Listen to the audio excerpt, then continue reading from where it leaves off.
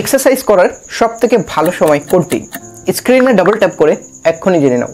সাধারণত আমরা দুটি উদ্দেশ্যে এক্সারসাইজ করে থাকি, একটা হচ্ছে বডি বিল্ডিং আর একটা হচ্ছে ফ্যাট লস বা ওজন কমানো।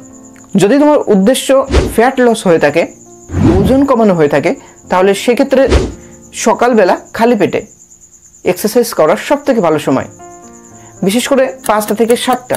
কারণ এই সময় তোমার শরীরে গ্লাইকোজেনের মাত্রা খুবই কম থাকে, সমস্ত এনার্জি খতম হয়ে যায়, শরীর ব্যবহার করে নেয়। তো এই সময় যদি তুমি এক্সারসাইজ করো তো ফ্যাট বার্নিংটা অনেক বেশি হয়, অনেক ভালো হয়।